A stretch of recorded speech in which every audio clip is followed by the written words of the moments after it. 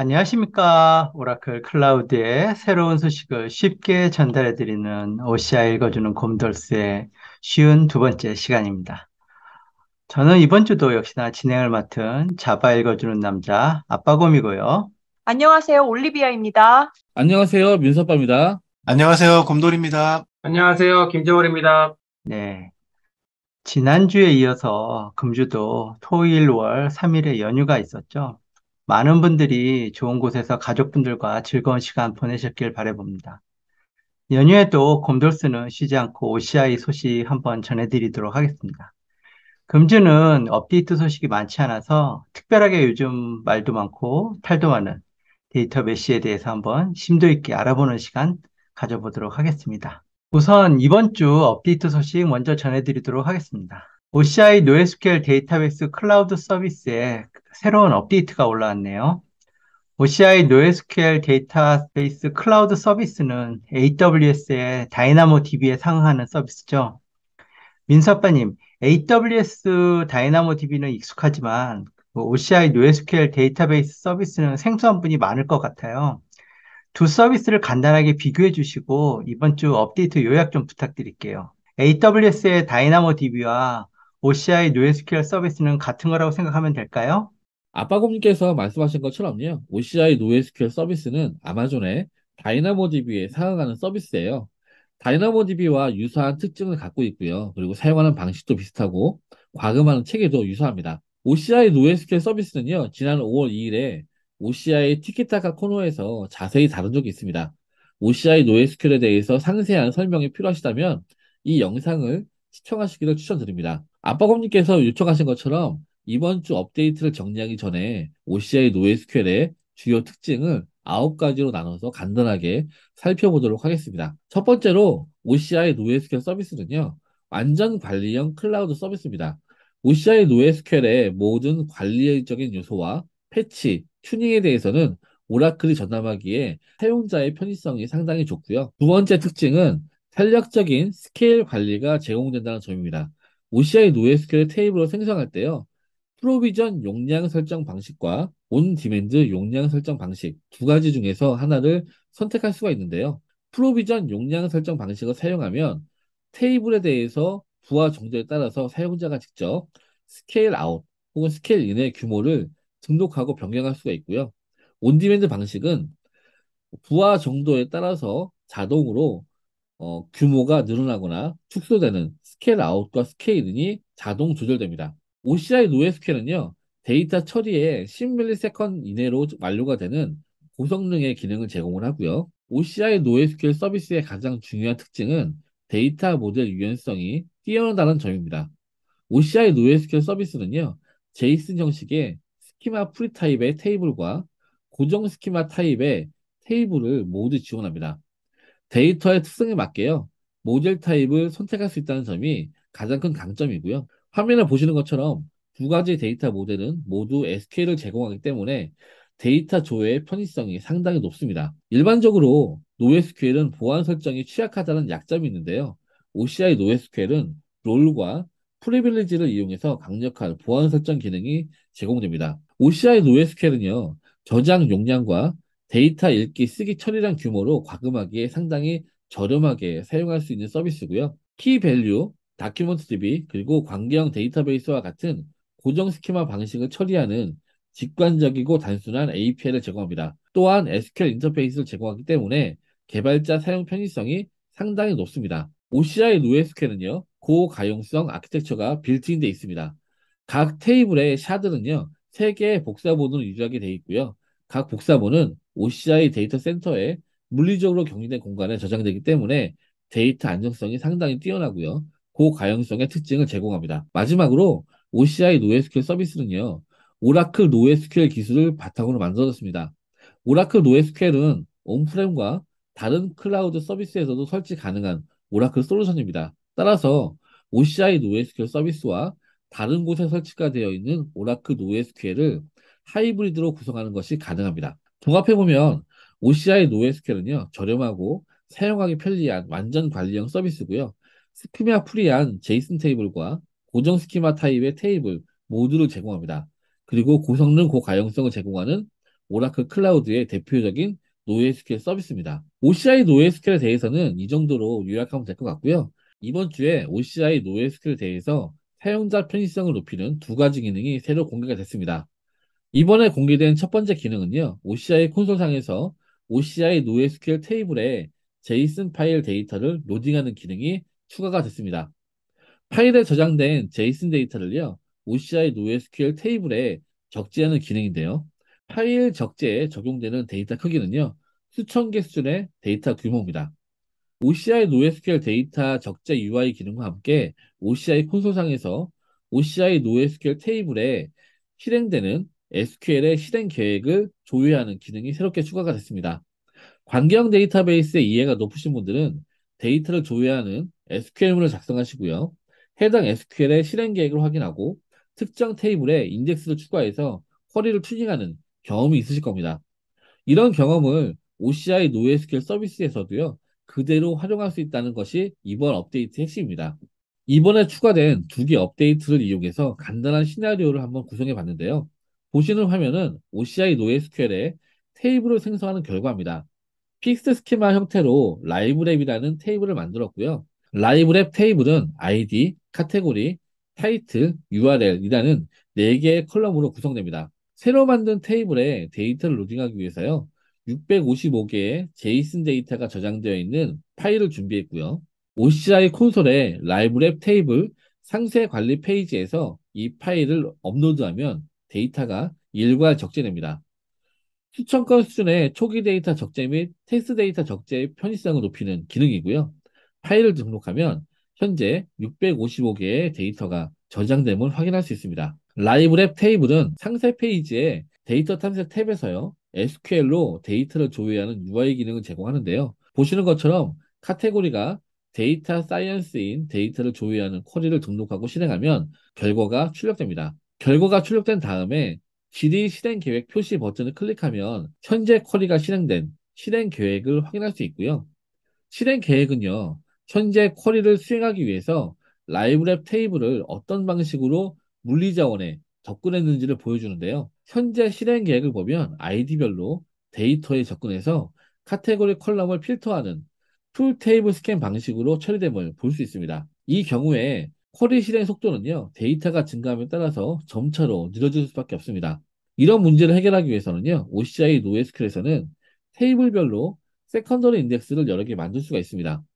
라이브랩 그 테이블에 카테고리를 대상으로 새로운 인덱스를 만들고요. 그리고 앞에서 실행한 동일 쿼리를 다시 한번 수행하고요.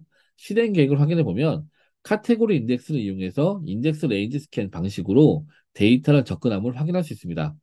새로운 인덱스를 만듦으로써 쿼리 실행 속도가 향상됨을 확인할 수 있습니다. 이번 주에 공개된 기능을 이용하여 간단한 시나리오를 만들어 봤습니다. 요약하면 OCI NoSQL 테이블에 파일 업로드 기능을 통해서 데이터를 적재할 수 있는 기능이 UI상에 추가가 됐고요. 테이블 데이터를 조회하는 SQL의 실행 계획을 확인하고 성능 관리할 수 있는 기능이 추가됐다는 것이 이번 주 업데이트의 핵심입니다. 이 기능은 OCI 콘솔의 UI뿐만이 아니라 OCI CLI에 대한 명령과 OCI SK의 API로도 이용 가능한 기능입니다. 이상으로 OCI NoSQL의 두 가지 신규 기능 소개를 마치도록 하겠습니다. 감사합니다. 네. OCI NoSQL 서비스도 사용자 편의성에 의한 기능 개선을 꾸준히 하고 있네요. 민수 아빠님, 요약 감사합니다. 자, 두 번째 소식 계속 보도록 하겠습니다. 자, 앞으로는 하이브리드 멀티 클라우드가 클라우드의 새로운 기준으로 자리매김할 거라고 얘기들이 많습니다. 리소스나 성능을 모니터링 할 때에도 단일 클라우드 제공사에서만 그 자원을 관리하던 때하고는 다르게 좀 더 폭넓은 범위를 지원해야 할 텐데요. 스택 모니터링에서 이것과 관련해서 뭔가 새로운 기능이 추가된 것 같은데요. 곰돌이님, 이번에 추가된 내용을 간략히 소개해 주시겠어요? 아, 스택 모니터링이 생소한 분들을 위해서 간단하게 개요도 함께 설명해 주시면 좋을 것 같네요. 네, 안녕하세요. 곰돌입니다. 말씀하신 대로 이번 소식은 OCI 컴퓨터 인스턴스나 또는 온프레미스 호스트 둘 다 스택 모니터링에서 풀 모니터링을 지원한다는 소식입니다. 이 기능을 통해서 사용 가능한 호스트의 리소스 상태와 전체 애플리케이션 스택 상태에 대한 가시성을 함께 제공한다라는 내용입니다. 지난 4월 달에 처음 소개된 이 스택 모니터링은요, 업저버빌리티 앤 매니지먼트 솔루션에서 애플리케이션 퍼포먼스 모니터링 서비스의 하위 메뉴에서 찾을 수가 있습니다.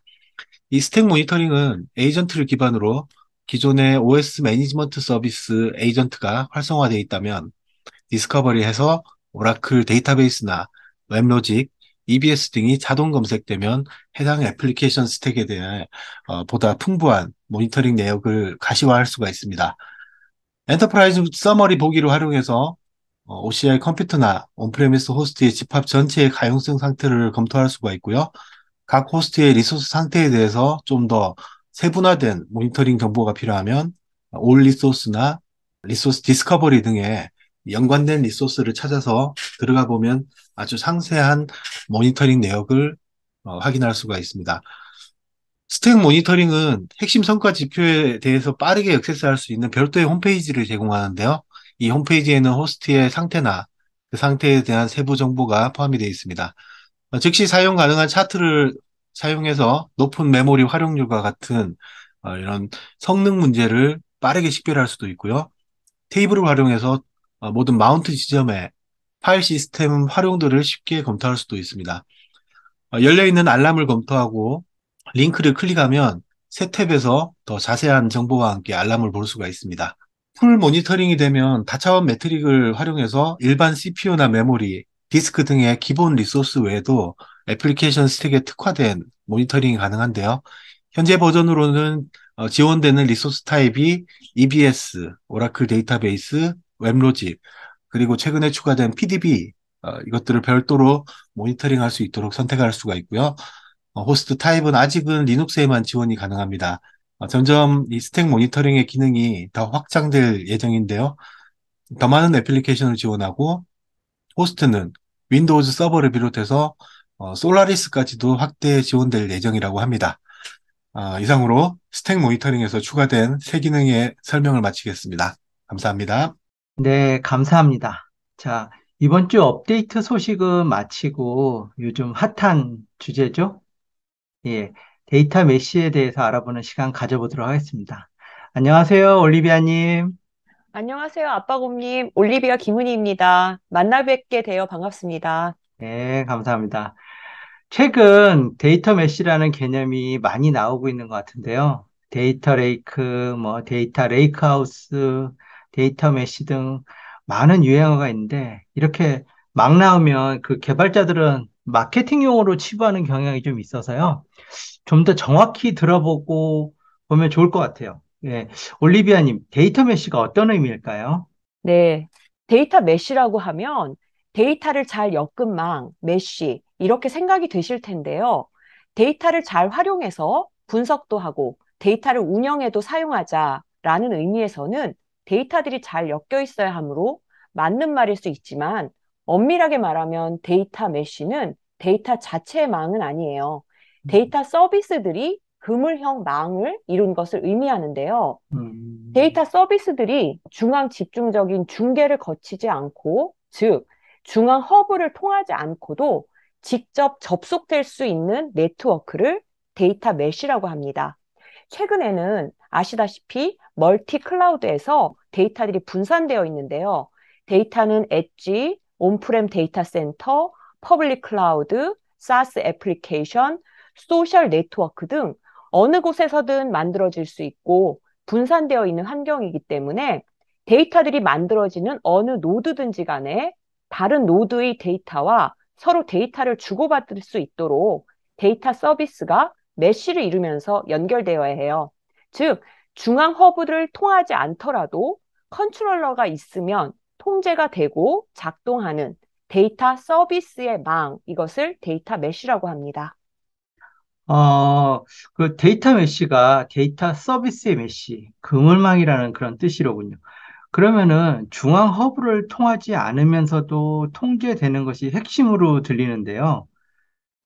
기존에도 그 빅데이터 플랫폼 등의 다양한 데이터 처리하는 아키텍처와 솔루션들이 많았는데 왜 굳이 데이터 메시라는 개념이 대두가 된 걸까요?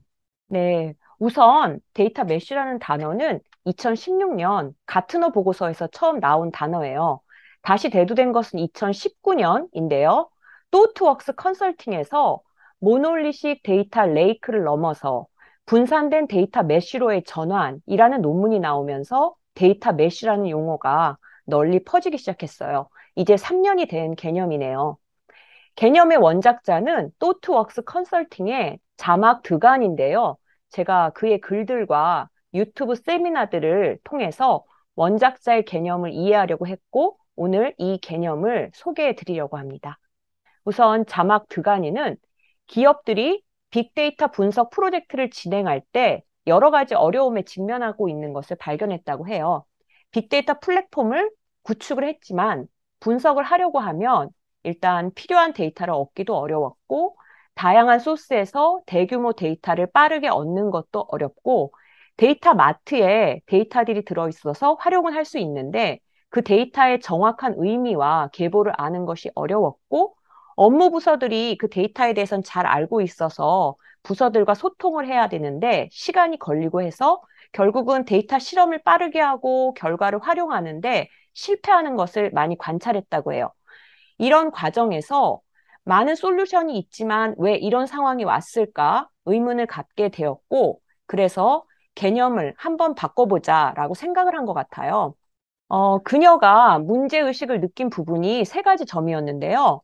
첫 번째는 IT 팀에 의존하는 중앙 집중적인 아키텍처가 맞는지, 두 번째는 IT 팀과 업무 부서들이 사일로 상황이 되어 있는데 이 상황을 없앨 수는 없을지, 세 번째는 데이터를 직접 만들어서 분석할 수는 없을까 하는 문제의식을 느꼈다고 합니다. 그렇군요.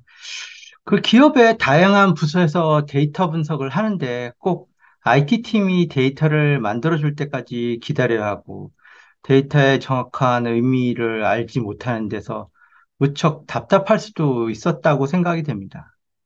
그래서 직접 셀프 서비스로 만들 수 있는 체계가 필요했다라고 봐도 될까요?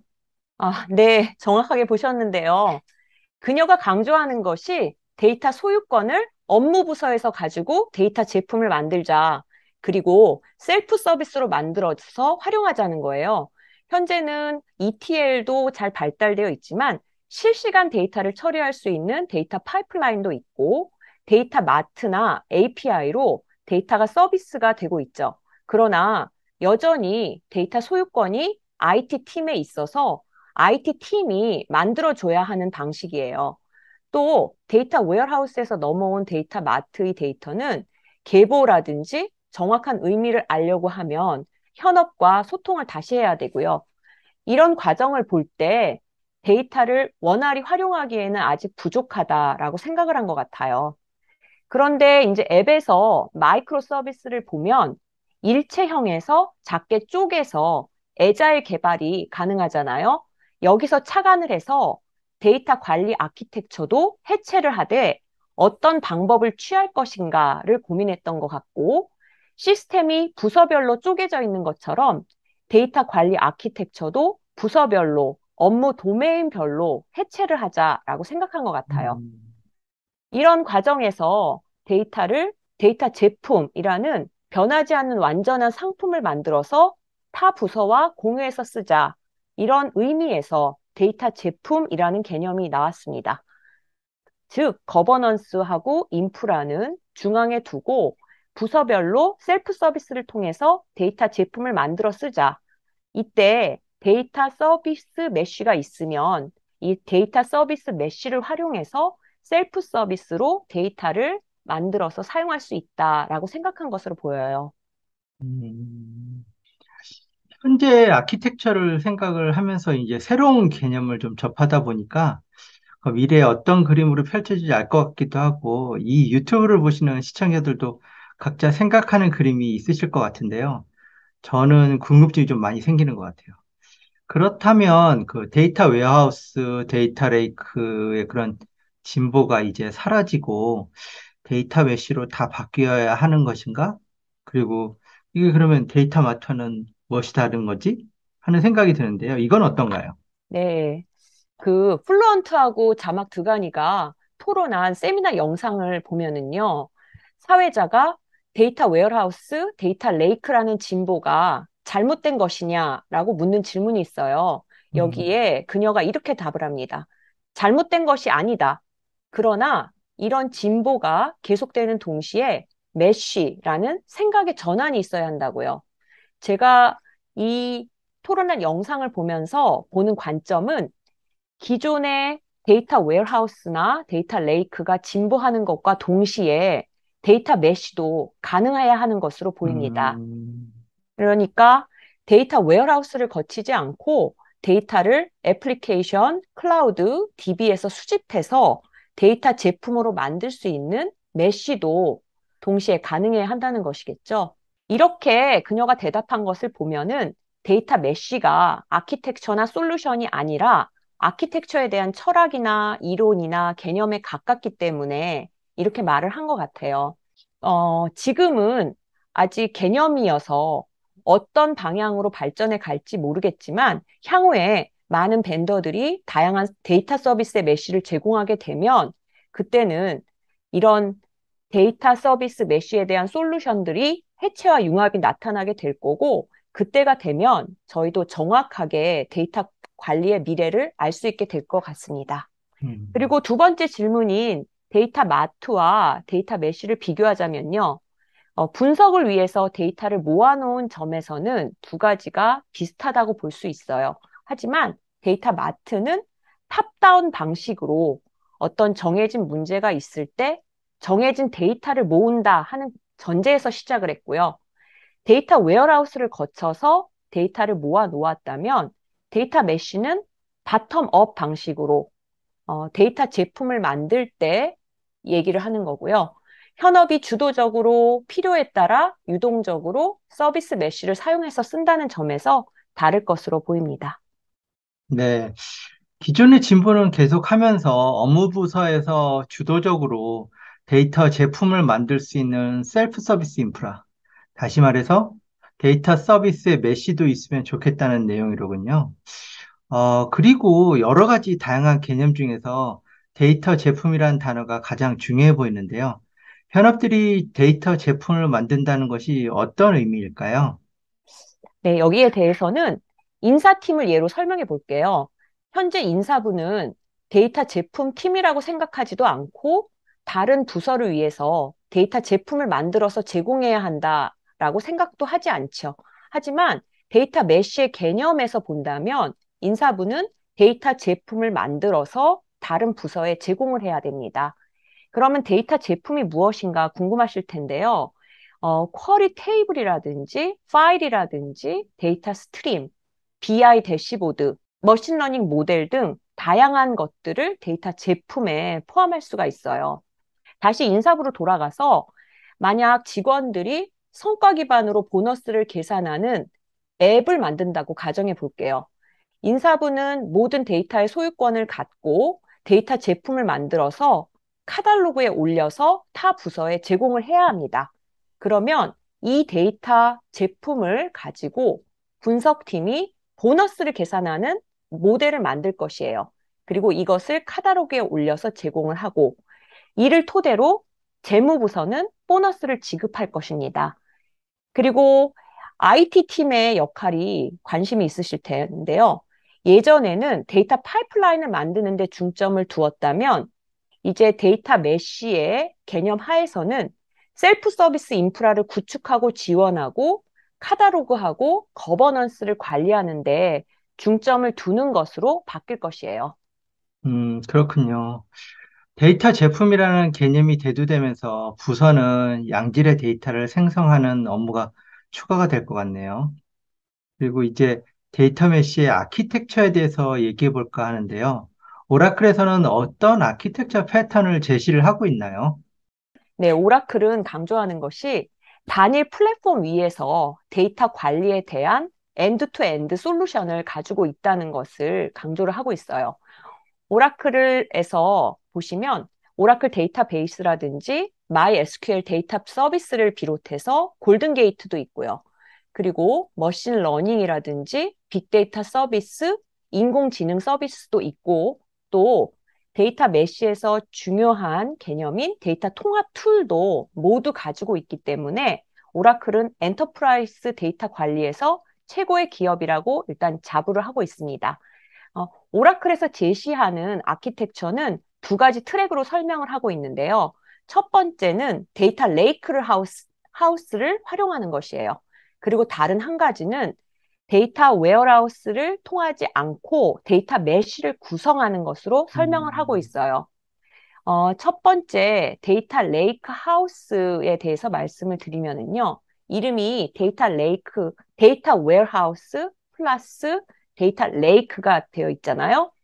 데이터 웨어하우스의 빠른 SQL 성능하고 레이크, 오브젝트 스토리지의 저렴하다는 장점을 합쳐서 만든 단어이고요. 그림에서 보시는 것처럼 단일 플랫폼 위에서 데이터를 손쉽게 통합할 수 있습니다. 이렇게 데이터 통합을 통해서 BI 툴이나 스트림 애널리틱스로 연계를 해서 데이터를 실시간으로 시각화할 수도 있고 MySQL이나 ADW에서 그 DB 안에서 머신 러닝을 돌릴 수도 있고요. 데이터 과학 노트북을 통해서 모델을 만들 수도 있고 AI 서비스를 통해서 AI를 적용할 수 있습니다. 그리고 두 번째 데이터 메쉬는요. 그림에서 보시는 바와 같이 부서별로 데이터 웨어하우스를 거치지 않고도 데이터 서비스의 메쉬를 통해서 데이터 제품을 만들 수가 있어요. 그리고 이렇게 만든 데이터 제품은 데이터 카탈로그에 퍼블리시할 수 있습니다.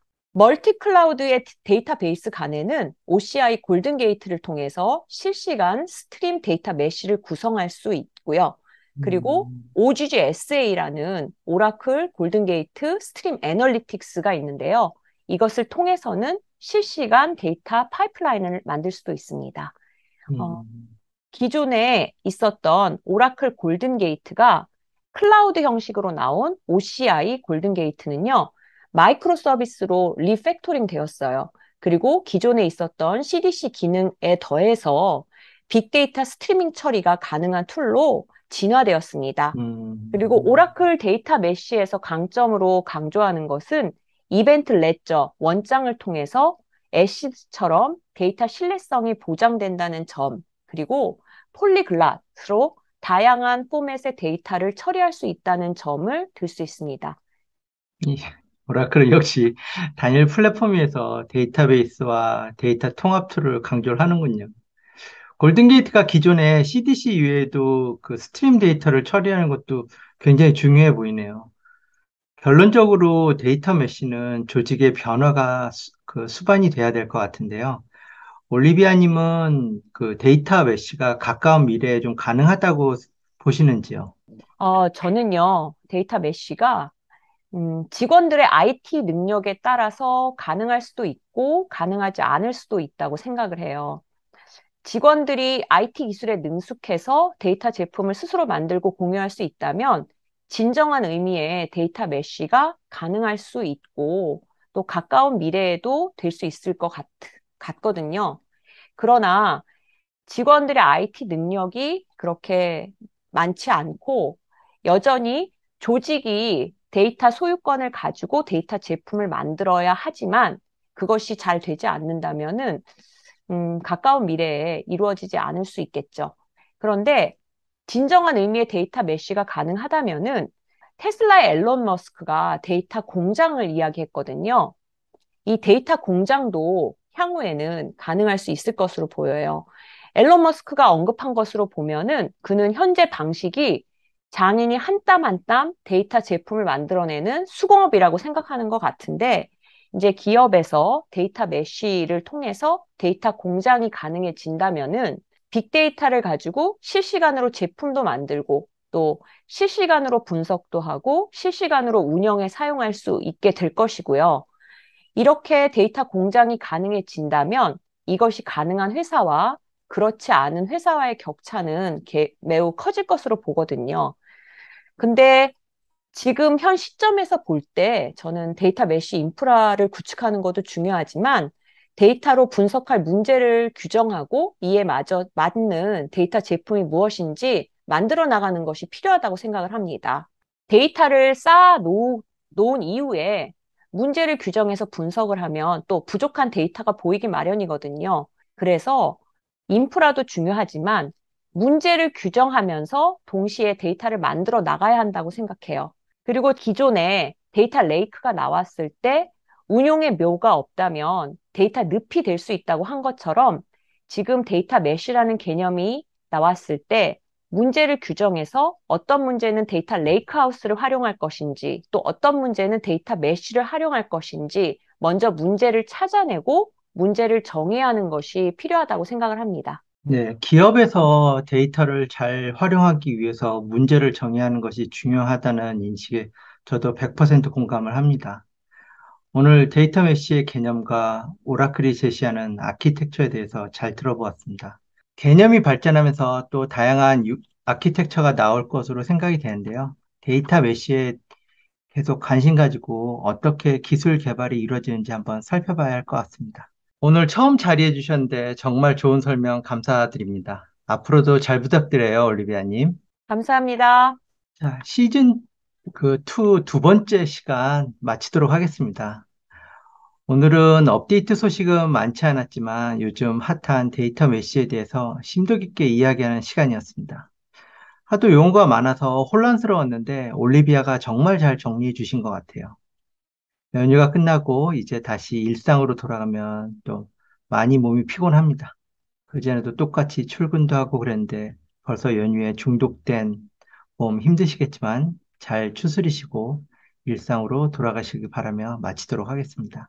시즌2는 또 다음 주 53회를 기다리며 마치도록 하겠습니다. 오늘 저희 설명을 듣고 궁금하시다고 생각되는 질문은 꼭 댓글로 남겨주시고요. 이상으로 OCI 읽어주는 곰도스 쉬운 두 번째 시간 마치도록 하겠습니다. OCI 읽어주는 곰돌스가 유익하다고 느껴지신다면 구독, 좋아요, 알림 설정 부탁드리겠습니다. 지금까지 OCI 읽어주는 곰돌스의 아빠곰. 올리비아. 민수 아빠, 곰돌이. 김재별이었습니다. 네, 감사합니다. 수고 많으셨습니다. 수고하셨습니다. 수고하셨습니다.